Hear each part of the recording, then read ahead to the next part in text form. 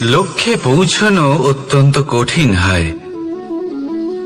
কেউ ভাবেন যে কেন এত কঠিন হয়, কেন এত কষ্ট করতে হয় লক্ষ্যে পৌঁছানোর জন্য। এই লক্ষ্য সরলভাবে কেন আমার কাছে চলে আসে না? চলুন আপনাকে একটা কথা বলি, যদি আপনার লক্ষ্য কঠিন না হয় তাহলে তাকে পাওয়া আপনার পক্ষে অসম্ভব হয়ে উঠবে। লক্ষ্যে পৌঁছানোর এই রাস্তায় আপনি যে কড়া রোদের সম্মুখীন হন, যার থেকে আপনি দূরে পালাতে চান, সেই রোদ আপনাকে প্রেরণা যোগায় যে আপনি এগোতে থাকুন। ভাবুন একজন যাত্রী যে কিনা নিজের লক্ষ্যের দিকে যাচ্ছেন, সেই পথে উনি যদি একটু ছায়া পেয়ে যান আর উনি ওখানে বিশ্রাম নেন, তাহলে তার সাথে তার ভাগ্য গভীর নিদ্রায় সেখানে বিলীন হয়ে যায়। তাই পরিশ্রমের করা রোদের থেকে কখনো দূরে পালাবেন না।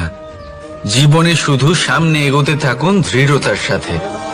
আর লক্ষ্য সরল হোক, কঠিন হোক বা অত্যাধিক কঠিন হোক, একটা কথা মনে রাখবেন, যে জীবনের লক্ষ্যে পৌঁছতে পেরেছে সে লক্ষ্য প্রাপ্তির জন্য আফসোস কখনোই করে না। রাধা রাধা। ধৈর্য, এই ধৈর্য কি কোনো গুণ, কোনো অনুভূতি, কোনো দৃষ্টিভঙ্গি? আমার জন্য ধৈর্য এক বাহন। আপনি হয়তো ভাবছেন এই কেমন বাহন? বাহন তো ঘোড়া হতে পারে, হাতি হতে পারে, উটও হতে পারে, কিন্তু ধৈর্যকে বাহন বানানো মানে? চলুন আপনাকে একটা কথা বোঝাই। পৃথিবীতে এমন কোনো বাহন নেই যে তার আরোহীকে আছড়ে ফেলেনি। সেটা উট হোক বা হাতি হোক বা ঘোড়া হোক, চলতে চলতে কখনো নড়বড় করেই বসে। তারপর সেই আরোহী পড়ে কারোর পায়, তারপর পড়ে তার নিজের নজরে।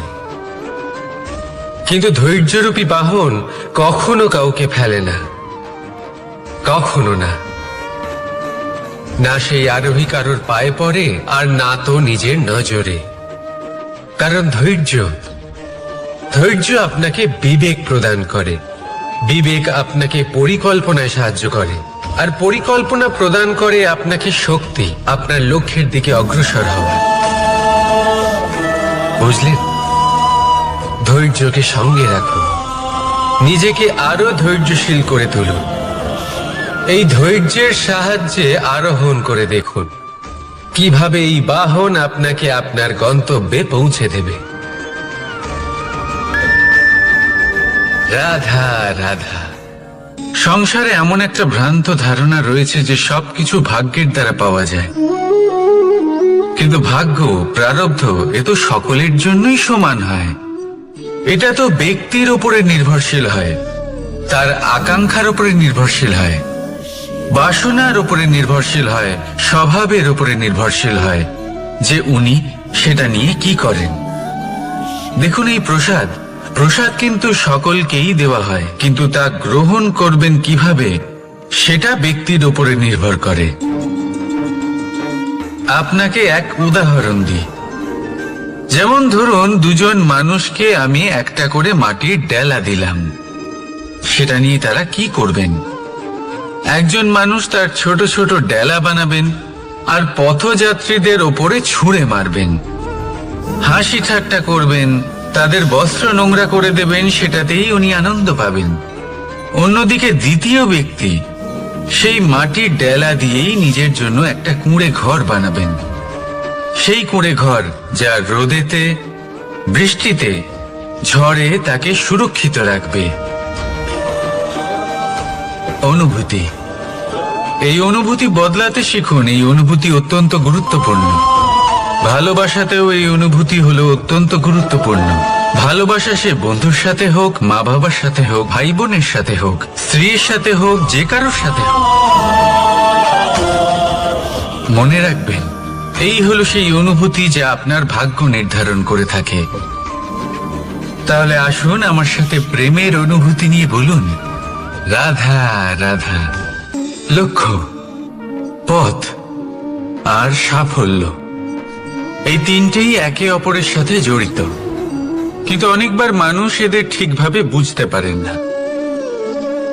তারা ভাবেন যে যেরকম লক্ষ্য হবে সেরকমই পথ হবে, সেই মতোই লক্ষ্য কঠিন হলে পথ কঠিন হবে, লক্ষ্য সরল হলে পথও সরল হবে। যদি আপনাকে আসল সত্যের সাথে অবগত করাই, তাহলে দেখবেন সবকিছুই এর উল্টো। লক্ষ্য নিজের পথ বানায় না,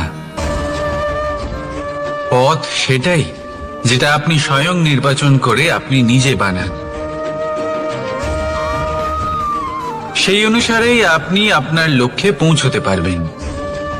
সেই জন্য জীবনে যখনই লক্ষ্যে পৌঁছানোর পথের বিষয়ে আপনি কোনো সিদ্ধান্ত নেবেন, তাহলে তা ভেবে চিন্তে নেবেন, কারণ এই পথ অত্যন্ত গুরুত্বপূর্ণ। পথ যদি শুভ হয়, তাহলে লক্ষ্য আপনা থেকেই শুভ হয়ে যায়। তাহলে আসুন আমার সাথে ভালোবেসে বলুন, রাধা রাধা।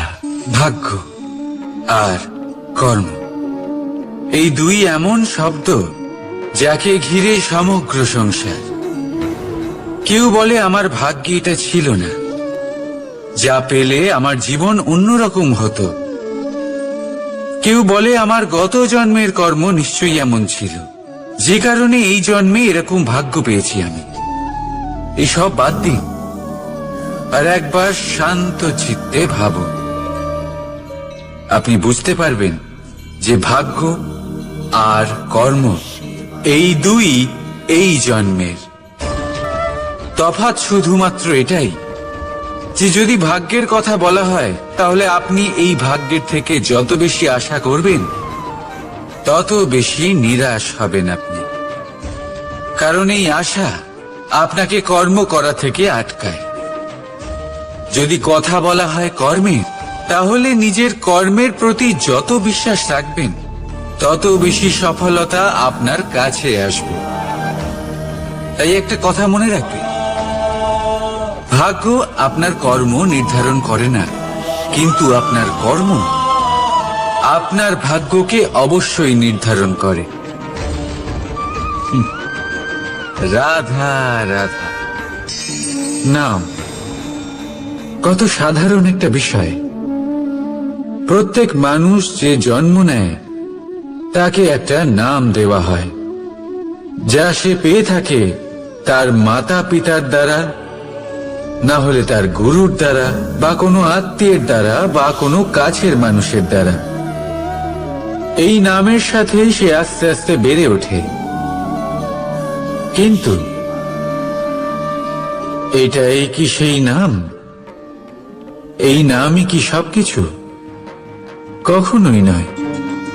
একটা নাম সেটা যা আপনি জন্মের সময় লাভ করেন, যে নামে আপনি কর্মের পথে অগ্রসর হন। আরো একটা নাম সেটা যা আপনি আপনার কর্মের দ্বারা অর্জন করেন। আর এই নামেই আপনাকে সবাই যুগ যুগ ধরে মনে রাখে। আপনার আসল নাম সেটা নয় যা আপনাকে জন্মের সময় দেওয়া হয়েছিল। আপনার আসল নাম সেটা যেটা আপনি আপনার কর্ম দ্বারা লাভ করেছেন। কারণ সেই লাভের পেছনে প্রচুর প্রয়াস লুকিয়ে থাকে, অনেক পরিশ্রম লুকিয়ে থাকে। কিন্তু যদি আপনি চান যে মানুষ আপনার নাম মনে রাখে, তাহলে আপনাকে কর্মের পথে অগ্রসর হতেই হবে। শুভ কর্ম করতে হবে, অনর্গল চেষ্টা করে যেতে হবে, মহান কাজ করতে হবে। আর বিশ্বাস করুন, আপনি একটা মহান নামের ফল অবশ্যই লাভ করবেন। রাধা রাধা।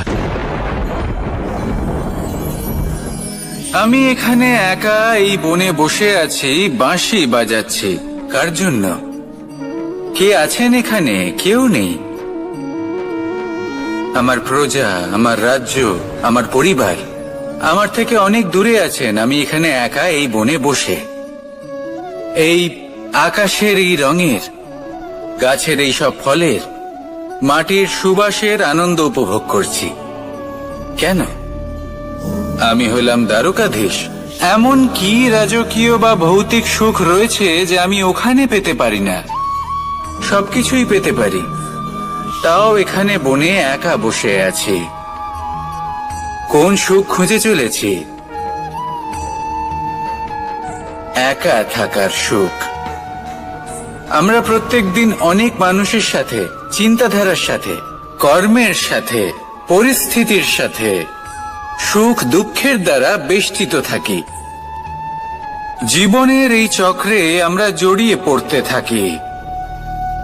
যতই আমরা এই সমস্যার সমাধান করি, আমরা ততই এতে জড়িয়ে পড়ি। আমরা এতটাই জড়িয়ে পড়ি যে যখন আমরা আয়নায় নিজেদের দেখি, তখন আমরা নিজেদের চিনতেই পারি না। এমন মনে হয় যেন আমরা নিজেদের হারিয়ে ফেলেছি। সেই জন্য প্রত্যেক দিন আপনি কিছু সময় নিজের সাথে কাটান একান্তে। এটা অত্যন্ত আবশ্যক। নিজের অস্তিত্বের গভীরে গিয়ে দেখতে শিখুন, নিজেকে বুঝুন। অদ্ভুত শান্তির অনুভূতি হবে। যেমন এই বায়ু, এই বৃক্ষ, এই পুষ্প, এই নিসর্গ, এদের মতো আপনিও কখনো একলা হতে শিখুন। কখনো নিসর্গের একটা অংশ হয়ে দেখুন। এই মন প্রসন্ন হয়ে বলবে, রাধা। একবার একটা শেয়াল বনে বিচরণ করছিল। ও একটা ছোট্ট শাবক দেখতে পেল। ও ভাবলো, আজ একেই আমি খাবার হিসেবে গ্রহণ করব। আশেপাশে দেখলো, কেউ দেখছে না তো? কেউ ছিল না। আর সেই শাবকের ওপর আক্রমণ করলো, যা হলো একটা ঘোর অপরাধ। বনের নিয়ম অনুসারে আপনি কখনোই শাবকের ওপর আক্রমণ করতে পারেন না। তারপর এই খবরটা যখন রাজা সিংহ জানতে পারলেন, সভার আয়োজন করলেন। কিন্তু সেখানে শেয়াল বলল, আমি তো এরকম কিছু করিনি। কিন্তু যদি আপনি এরকম বলেন, কোনো প্রমাণ দিন, এর কোনো সাক্ষী আছে? তখন রাজা সিংহ পেঁচাকে ডেকে পাঠালেন, যে সেই মুহূর্তে বৃক্ষের শাখার ওপর বসেছিল। সে সব কিছু দেখেছিল। পেঁচা সব সত্যি কথা বলল, আর শেয়ালকে মৃত্যুদণ্ড দেয়া হলো। এবার এই কাহিনী আমি আপনাকে কেন শোনালাম? কারণ মানুষও কখনো কখনো এরকম কর্ম করেন যা শিয়াল করেছে। এটা ভাবেন, কেউ দেখছে না যখন, আমি অনুচিত কর্ম করতেই পারি। কিন্তু না, আপনি যাই করুন না কেন, কেউ না কেউ অবশ্যই তা দেখছে। কোনো ব্যক্তি না হলেও কোনো প্রাণী, না হলে কোনো যক্ষ বা দেব বা প্রেত। যদি এনারা কেউ না দেখেন, তাহলে ধরিত্রী মাতা দেখেন, যেখানে দাঁড়িয়ে আপনি সেই কর্ম করছেন, তাই না?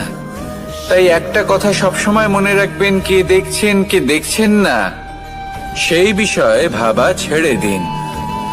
এটা খুব সহজ কথা। আপনি যদি উচিত কর্ম করেন, উচিত ফল পাবেন। যদি অনুচিত কর্ম করেন, তাহলে আপনি অনুচিত ফল অবশ্যই পাবেন। সেই জন্য উচিত পথে চলতে থাকুন, উচিত কর্ম করতে থাকুন, আর আমার সাথে ভালোবেসে বলুন, রাধা রাধা। বাহ! পুষ্পের সুবাস আমার খুব ভালো লাগে। অত্যন্ত সুন্দর হয় এই পুষ্প। এইভাবে চারিদিকে পুষ্প দেখে মন আনন্দিত হয়ে ওঠে। এবার আপনারা ভেবে দেখুন, আমার চারিদিকে পুষ্প নয়, আগুন আছে। তাহলে কি হবে? আমার শরীর কি জ্বলে যাবে না? অবশ্যই জ্বলবে। শরীরকে কি আগুনের তাপ সহ্য করতে হবে না? অবশ্যই সহ্য করতে হবে। এটাই হলো প্রকৃতির নিয়ম। এই নিয়ম কিন্তু আমরা সবাই জানি, কিন্তু আমাদের মধ্যে বেশিরভাগ মানুষ এই বিভ্রান্তি নিয়ে বাঁচি যে এই যে প্রকৃতির নিয়ম, তা আমার ওপর প্রযোজ্য নয়। তা কিন্তু নয়। আমাদের চতুর্দিকে এই যে নিসর্গ রয়েছে, আমরা তার কতটা ক্ষতি করি সেটা একবার ভেবে দেখুন। আমরা বনাঞ্চল জ্বালিয়ে দিই, বায়ু দূষিত করি, জল দূষিত করি, প্রাণীদের হত্যা আমরা করি। কেন? এই নিসর্গ আমরা নষ্ট করি, যদিও আমরা জানি যে আমরাও হলাম এই নিসর্গেরই অংশ। এবার দেখুন, শরীরের কোনো অংশে যদি আগুন ধরান, আস্তে আস্তে সমস্ত শরীরও জ্বলে যাবে। সেইভাবেই নিসর্গ যদি নষ্ট হয়ে যায়, তাহলে মনুষ্য জাতিও নষ্ট হয়ে যাবে। তাই এই যে নিসর্গ আপনি দেখছেন, এই পুষ্প, এই বৃক্ষ, বায়ু, জল, এদের সকলকে রক্ষা করুন, নষ্ট নয়।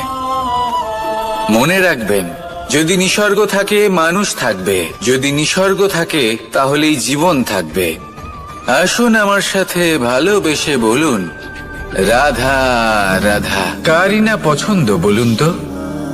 অত্যন্ত সুস্বাদু হয় এই মধু, মিষ্টি খেতে হয় এবং তা শক্তিও প্রদান করে, এবং প্রত্যেকটি মিষ্টি পদার্থের মতোই এতেও খুব তাড়াতাড়ি পিঁপড়ে ধরে যায়। অন্যদিকে যদি নুনকে দেখি, তাহলে বছরের পর বছর রাখলেও এতে পিঁপড়ে ধরে না। এবার যদি কথা বলি বন্ধুত্বের, তাহলে বন্ধুত্ব নুনের মতো হওয়া উচিত, মধুর মতো নয়। যারা সামনে এলে শুধুমাত্র মধুর মধুর কথা বলবে, পরে এতে পিঁপড়ে ধরে যাবে, এটা নুনের মতো হওয়া উচিত।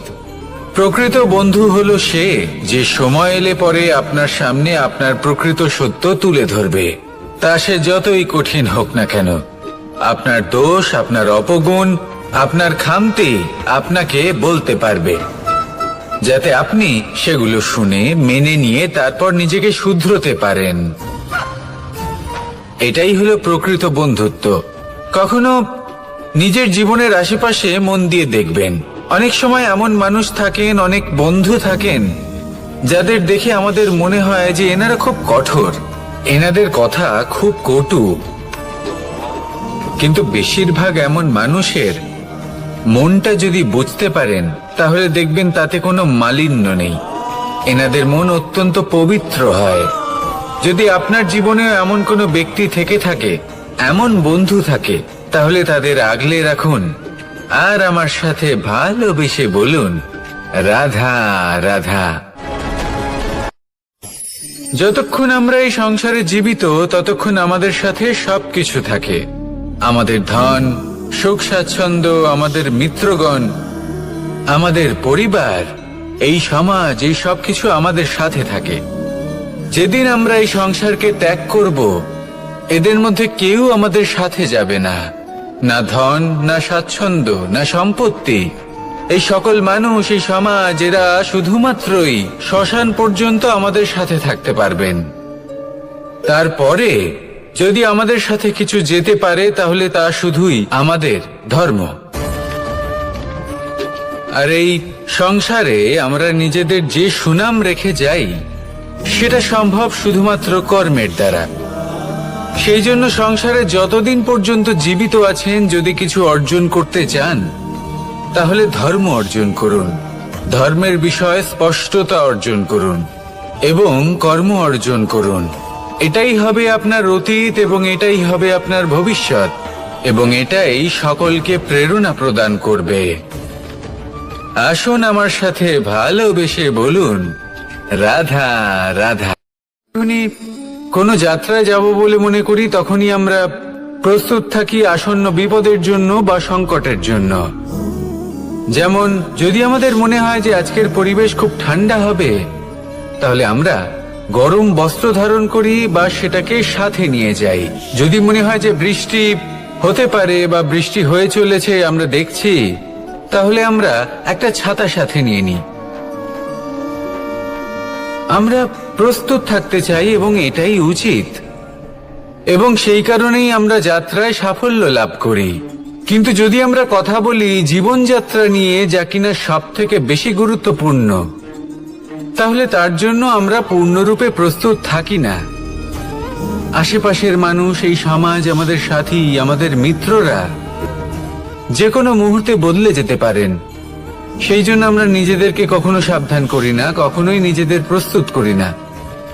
আমাদের এটা কখনোই মনে হয় না যে এরকম হতে পারে, আর সেই কারণেই শেষে গিয়ে আমরা অত্যন্ত দুঃখ পাই। একটা অমূল্য শিক্ষা আছে যেটা আমাদের লাভ করা উচিত, সতর্ক থাকা উচিত। এই জীবনযাত্রার জন্য শুধুমাত্র এই পরিবেশের বিষয়ে তথ্য সংগ্রহ করা বা তাকে অনুমান করা এটুকু হলেই চলবে না। আমাদের আশেপাশের মানুষজনকে দেখতে হবে, তাদের স্বভাব পরিস্থিতির ওপর নজর রাখতে হবে। যখন তারা রং পাল্টাচ্ছেন নজর রাখতে হবে, তা অত্যন্ত আবশ্যক। পরিবর্তন আপনার জীবনে অবশ্যম্ভাবী। সঠিকভাবে তার সম্মুখীন হন। আসুন আমার সাথে ভালোবেসে বলুন, রাধা। যদি আমি আমার চোখ বেঁধে কোনো একটা নির্দিষ্ট দিকে নিজের সমস্ত শক্তি প্রয়োগ করে ছুটে যাই, তাহলে কি হবে? আমি কোথাও ধাক্কা খেতে পারি, নিজের ক্ষতি করতে পারি, কোথাও পড়ে যেতে পারি, তাই না? অর্থাৎ এটা নিশ্চিত এই কাজ আমার করা উচিত নয়। কিন্তু আজকের দিনে প্রত্যেকটা মানুষ এই কাজই করছেন, তাই না? কোনো কাজ করার পূর্বে সেই কাজের বিষয়ে সম্পূর্ণ তথ্য কোথায় সংগ্রহ করছেন? শুধু এটুকু জানেন যে এই কাজটা করলে কত ধন অর্জন করবেন আর কত নাম হবে, আর ব্যাস সামনে এগিয়ে যান। এটা উচিত নয়। পূর্ণরূপে যে কোনো কাজ করার আগেই সেই কাজের বিশ্লেষণ করে নেওয়া উচিত, তা বুঝে নেওয়া উচিত, এবং সেই বিষয়ে অবশ্যই খেয়াল রাখা উচিত যে আপনার শরীর এবং আপনার মন এই কাজ করার জন্য কি প্রস্তুত রয়েছে। যদি তা না হয় তাহলে প্রথমে নিজেকে শুধরে নিন, তারপরে সেই কাজ করুন। যদি এইভাবে জীবনে সামনে এগোন, তাহলে সাফল্যের সম্ভাবনা জীবনে অনেক বেশি বেড়ে যাবে। তাহলে এটাই করুন, আর আমার সাথে ভালোবেসে বলুন, রাধা রাধা। দেখতে গেলে এই সংসার বড়ই সুন্দর, কিন্তু আসল সত্যি এটাই যে সংসারে সবকিছু নশ্বর। যেটা কাল ছিল তা আজ নেই, যা আজ আছে তা কাল ছিল না, আর যা আজ আছে তা কালও থাকবে না। প্রত্যেক মানুষকেই যথাসময়ে কালের কাছে মাথা নত করতে হবে। এই রূপের বিনাশ করে বার্ধক্য, প্রাণের বিনাশ করে মৃত্যু, আলস্য, ঈর্ষা ধর্মের বিনাশ করে, আর ক্রোধ বিনাশ করে সম্পর্কে। কিন্তু এরকম একটা অনুভূতি আছে যা একাই সমস্ত গুণ বিনাশ করতে সক্ষম হয়, আর সেটা হলো অহংকার। তাই জ্ঞানকে নিজের কাছে আসতে দিন, কিন্তু অহংকারকে কখনোই নয়। কারণ যদি এই অহংকার আপনার কাছে চলে আসে, তাহলে জীবনে যা কিছু আপনি অর্জন করেছেন, তা সে গুণ হোক বা হোক ধন, সে বন্ধু হোক বা হোক আনন্দ, সবকিছু শেষ হয়ে যাবে। রাধা রাধা। এই পাথর দেখতে পাচ্ছেন আপনি? কত গোল, কতটা চকচকে। বাচ্চাদের অনেক সময় এটা নিয়ে খেলতে ভালো লাগে, আর কেনই বা লাগবে না? কতটা সুন্দর আর মসৃণ এটা। কিন্তু আপনি কি কখনো ভেবে দেখেছেন এই পাথর আগে কি ছিল?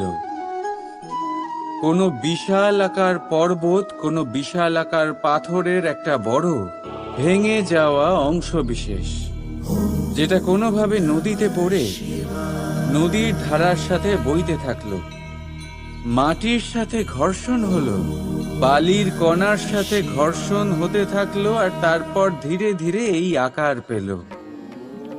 এবার আমরাও এই পাথরের মতোই। তাই মনে রাখবেন, আপনার ব্যক্তিত্ব, আপনার এই স্বরূপ ঈশ্বরের দেওয়া কখনোই নয়। হ্যাঁ, প্রকৃতি অবশ্যই আপনাকে জন্ম দিয়েছেন, কিন্তু আপনি নিজে নিজের ব্যক্তিত্বের রচয়িতা, আর আপনি তা রচনা করেন কঠিন পরিস্থিতির মুখোমুখি, সংকটের ধারা পার করে। তাই আপনিও এই পাথরের মতো নিরন্তর চেষ্টা করতে থাকুন। নিজের অস্তিত্ব বজায় রাখুন, এই অস্তিত্বকে মহান করতে থাকুন, আর আমার সাথে ভালোবেসে বলুন, রাধা রাধা। বর্ষাকালে যখন ভয়ানক বৃষ্টি হয়, তীব্র গতিতে যখন হাওয়া চলে, তখন আপনি নিশ্চয়ই দেখেছেন যে পাখিরা, যাদের বাসা মাঝে মাঝে ভেঙে পড়ে, নষ্ট হয়ে যায়, কিন্তু আপনি কি কখনো সেই পাখিদের বিলাপ করতে দেখেছেন? কখনো না। যখনই সেই বৃষ্টি থেমে যায়, তারা আবার একটু একটু করে খড়কুটো জোগাড় করে তাদের বাসা বানিয়ে দেয়। নিজের সংসার সেই রকমই বানিয়ে দেয় যেমন আগে ছিল। এমন কেন? কারণ এই ঝড়ের তাণ্ডবের সাথে সেই পাখিদের কোনো বোঝাপড়া করারই নেই। তারা শুধু সেটাই করতে থাকে যেটা তাদের হাতে আছে, আর সেটাই হলো, আর এটাই হলো সুখী জীবনের মূল মন্ত্র। যেটা আপনার হাতে নেই তা নিয়ে বিলাপ করে আপনার কোনো লাভ হবে না। মনোসংযোগ তাতেই করুন যা আপনার হাতে রয়েছে। যা বদলে গেছে তাকে আপনি আবার বদলাতে পারবেন না, কিন্তু যা আপনি বদলাতে পারবেন তাতে মনোসংযোগ করুন। এই জীবনে একটু ধনাত্মক হয়ে উঠুন, দেখবেন সব শুভ হবে। রাধা রাধা।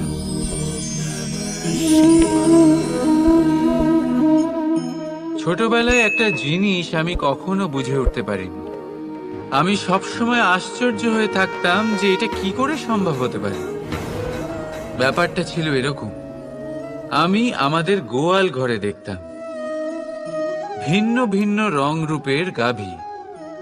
কারোর রং কালো তো কারোর রং সাদা, কেউ খয়েরি তো কারোর রং বাদামি। এবার আমি দেখতাম কারোর কারোর শিং বড় তো কারোর এত ছোট যে দেখাই যায় না। কোনো গাভী আকারে ছোট ছিল তো কেউ একটু বড়, কিন্তু যখন সেই সব গাভী দুধ দিত, তখন আমি দেখতাম সেই সব দুধ সমান, রং সমান, স্বাদ সমান, গুণও সমান, আর সমান পুষ্টিও। এবার আমি এটা বুঝতে পারতাম না। আমার দৃষ্টিতে তো সমস্ত গাভী আলাদা আলাদা ছিল। আমি ভাবলাম আমি মাকে জিজ্ঞেস করি। মাকে জিজ্ঞেস করলেন, মা আমাকে বললেন, কানাই, রং রূপ পাল্টালেও গাভীদের বাস্তবিকতা তো পাল্টায় না, গাভী তো গাভীই থাকবে। এবার আমি এটা বুঝতে পারি না যে মানুষ এটা আত্মসাৎ কেন করতে পারে না। দেখুন, রং, রূপ, জাত, ধর্ম, ভাষা, এই সবের উপরে হলো মনুষ্যত্ব। আর মনুষ্যত্বের একটাই ধর্ম, আর সেটা হলো প্রেম। তাই এই প্রেম আপনি সকলের সাথে ভাগ করে নিন, প্রেমের সাথে সকলের সেবা করুন। এই মনুষ্যত্বর অমৃত চেখে দেখুন, আর আপনি বুঝে যাবেন যে আমরা কেউ আলাদা আলাদা নই, আমরা সবাই সমান। রাধা রাধা। সাগর, কত বিশাল হয় এই সাগর! কি না করতে পারে এই সাগর! এক মুহূর্তের মধ্যে সব ধ্বংস করে দিতে পারে, প্রলয় ডেকে আনতে পারে, সংসার মুছে ফেলতে পারে। এই সাগর জীবন জ্যোতি নিভিয়ে দিতে পারে, কিন্তু এই সাগর যা মেটাতে পারে না তা হলো একজন তৃষ্ণার্তের তৃষ্ণা। অন্যদিকে এই ঘোড়া, যা এতটাই ছোট যে গোপিনীরা একসঙ্গে অনেকগুলো নিয়ে চলতে পারে, কিন্তু এই ছোট ঘোড়া অনেকের তৃষ্ণা মেটাতে পারে। এবার বলুন, জল সাগরেও আছে, আবার এই ঘড়াতেও। তাহলে পার্থক্য কোথায়? এখানে পার্থক্য হলো তাদের আচরণের মধ্যে। একজন মাটির মধ্যে মিষ্টি জল ধরে রাখে, তো আরেকজন নিজের নোনা জলের আঘাতে যে কাউকে মাটিতে মিশিয়ে দিতে পারে। আপনি কি হতে চাইবেন?